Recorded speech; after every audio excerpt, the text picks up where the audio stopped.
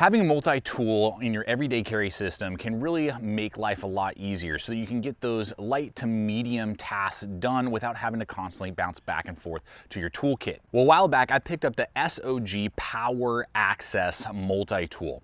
It's really got that idea in mind. It comes with a pocket clip. It's on the slimmer, lighter side for those light to medium tasks that you might need to do.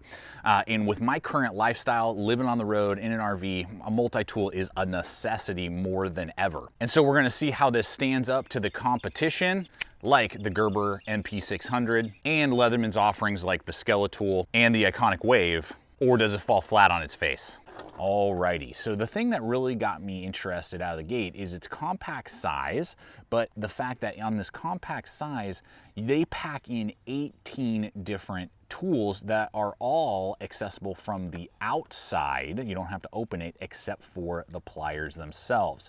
So the pliers you still have to open up to access, but everything else is on the exterior of the tool, which is pretty sweet, particularly for the price that you're going to be paying. And so that price was about $65 is what I paid for this, and that's what the normal going rate for it is. 65, let's say, to 70 on average, just to give you a little bit of perspective. That's about the same price as the Gerber MP600, and $60 is about what the Bond now is going for. This was a $50 tool just recently, but inflation and everything else is really kicking our butts. For $65, you know, you're getting quite a bit of tool with the SOG, so that, you know, made me really interested in it.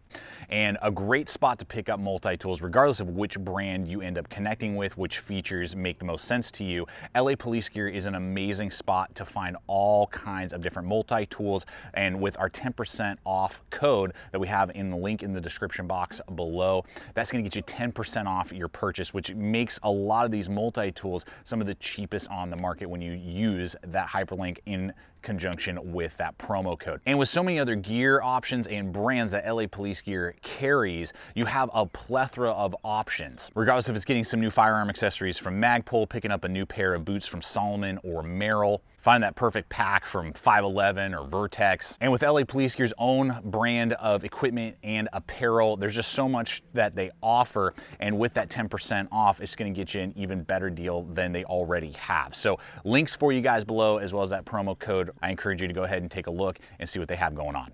Now, some of the tools that are laid out are really nice to have. Here is a very thin flathead that's really long, and you can actually get a lot of work done with it. A lot of firearm work I found was very easy to do with this. You know, if you're doing maintenance on a firearm and other things like that, it does work really well, and that's a nice feature to have. A lot of other multi-tools in this price and size range will not have this little flathead, so that is a very good tool.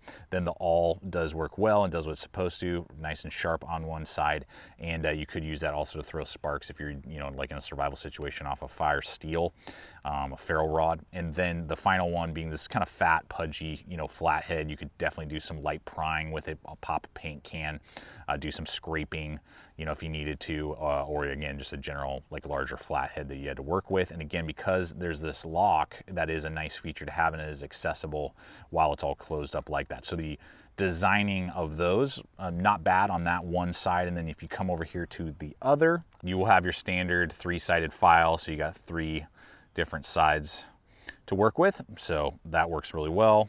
And in conjunction with your flathead and bottle lifter, then your can opener and a thinner flathead. So it does give you a lot of options with different screws and bolts and that type of stuff. And then a 3D Phillips head as well. The fact that it comes standard with a pocket clip, and because it comes in at just under 6 ounces, made it very pocket friendly. Now, that pocket clip is a freaking billboard with SOG on there. I know in recent years they've started gravitating away from these big billboard pocket clips, so I hope that in maybe future renditions they'll remove that. And there is one end here that pivots that you could lash a little lanyard onto, otherwise it just hides away. So all those aspects got me really excited about the tool, but once I began to actually use it, it began to rear its ugly head. The first one is in the blade. Now, some people would say, you know, like, well, I carry a pocket knife and a multi-tool. For me, and I believe the way this is designed with the pocket clip and being slim enough and light enough, is in concept, you don't have to carry a pocket knife and a multi-tool. It kind of removes the need to do both. And so the pocket knife better be able to function and operate really well, in my opinion. And, you know, from most other tools, they do. That is not the case. This blade is kind of difficult to get. You have to use 2 hands and kind of like a nail nick, you know, and get it open. Oh my gosh, this is probably the worst blade I've ever seen on a multi-tool to date. An extremely shallow, very thin blade. It's about, I believe, 2 1/4, which is pretty standard. Let's just take a look here. Yeah, there's my Skeletal. So same, you know, blade length, but the Skeletal has just such a better edge, such a better grind, shape. I mean, this thing could barely cut butter, let alone cardboard or packaging, you know, or anything like that. It's basically like a glorified awl. It was just so pathetic in its cutting capability. And so I was extremely unimpressed with that. And because the entire tool is made out of 5CR 15 MOV steel, that is a very low quality steel, so the edge retention is, you know, next to nil. It's very tough, but you're gonna have to tune this up constantly, more so than even your 420s that you're gonna be getting on the Gerber and any Leatherman, you know, in the same price range. So if you're thinking of you're not gonna need a pocket knife, not true. This thing, you will absolutely need to carry a pocket knife with this. It's basically useless on the blade. But something else that I noticed that you're going to see a lot as we dive deeper in is also ergonomics. So again, if I'm going to be using this as, you know, an EDC knife and an EDC multi-tool, you know, it's got to be at least semi-decent to grip. The angles and transitions are atrocious. These are so sharp. There are huge gaps. It's very thin, and all of the angles are very exposed. And it just caused for a lot of hot spots. I mean, you can do like a really quick little cut and that is it, but it is not comfortable to grip when you're using the knife, and it's not comfortable to grip when you are applying pressure with the tool. There's a little bit of rounding that they did there, so it's not quite as bad, but in a lot of the different grip formats, when you're doing, you know, a screw and having to maybe grip and twist, you know, do that type of stuff, it's just not, it's not fun. So the sharpness of ergonomics is another major issue that I found with it. And no multi-tool is super comfortable, but just to give you an example here, here's that MP600, nice and rounded, even though it's blocky and square. There's no sharp transitions on this particular model, whereas again, on the SOG, yikes, it's just everywhere. Now on to the pliers. Now this is kind of a party trick from SOG, or SOG. I always say SOG, I guess it's SOG apparently. The pliers, well designed. They do connect for about 3 teeth right here, and then you slowly kind of pull away. This portion is not going to fit maybe quite as many bolts. Let me just look here as we're doing this. Yeah, it looks to be a little bit smaller than, say, that MP600, and you can see it is definitely a smaller plier than that MP600, and definitely a little bit more in line with the Skeletal. So think more on the line of a Skeletal if you're familiar with that for that. Now it does have wire cutters and, you know, soft and hard and all that stuff, but they have these gears right here provide for extra leverage, and that's kind of the point. It's supposed to like double your power when you're cutting through cable, wire. Doing those type of activities is what it is supposed to do. Now I'm sure they've got some testing, you know, that proves that it doubles it up. When I did all of my wire cutting, I didn't notice a difference. Like, whoa, that like snapped it twice as fast and twice as hard. Wow, that's amazing. You know, I mean, it's fine. I mean, whatever. One thing I did notice though is that in order to really get any sort of space right here, when I line up, say, this MP600 to be in line with that SOG, you can see there how much there is a difference in the angle that I have to open the Gerber, which is very natural, and I can go a lot further and get access to much larger wire or cabling.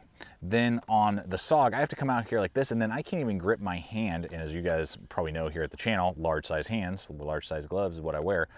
That's not even usable. I have to come all the way down to about here, feels pretty natural to me, and that's a pretty small gap that is left open to cut through.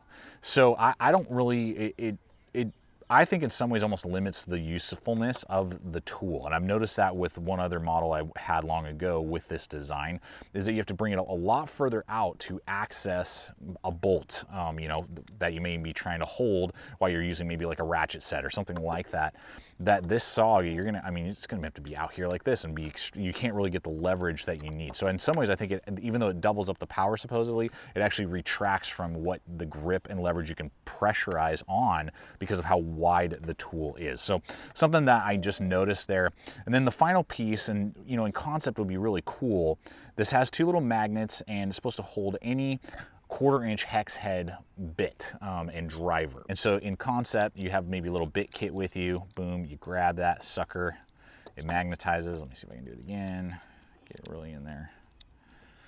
Right, and now you have like this screwdriver that can do all kinds of stuff, but I don't know if you can notice this. Look at that, flopping around. And I noticed that I wasn't getting the leverage and it was spinning and not doing what it was supposed to do. So I kind of looked at it, and I'm hoping you guys can see this on frame here. That tooth is wobbling like crazy and then relieves the tension that it needs to hold this bit into place.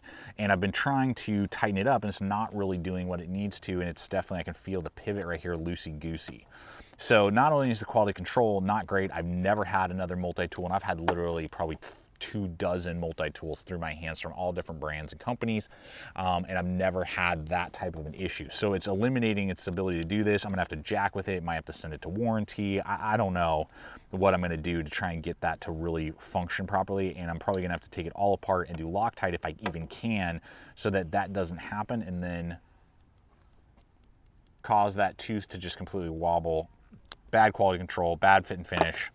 And just overall not impressed with that feature on top of everything else. So guys, to be honest with you, yes, the concept is there, but the execution is just not working for me on this PowerAccess multi-tool. And the other ones that we're seeing here, it's just better for the same price or very similar price points to go with the tools, say like a Bond or a Skeletal or a Gerber MP 600. Well guys, there you have it. In conclusion, the PowerAccess does not have access to my regular EDC rotation because of its lackluster performance. And so I wanna hear from you guys though, what's been your experience with SOG's multi-tools in general? Are there other models maybe that you think I need to check out? Tommy the Trail Dog tends to agree with me with his little yipping. And I appreciate you guys so much. Check out the other video popping up. Subscribe if you're not yet a subscriber here at the channel, throwing up content like this every single week. And until next time, always remember, stay equipped, stay prepared, and we'll see you out there.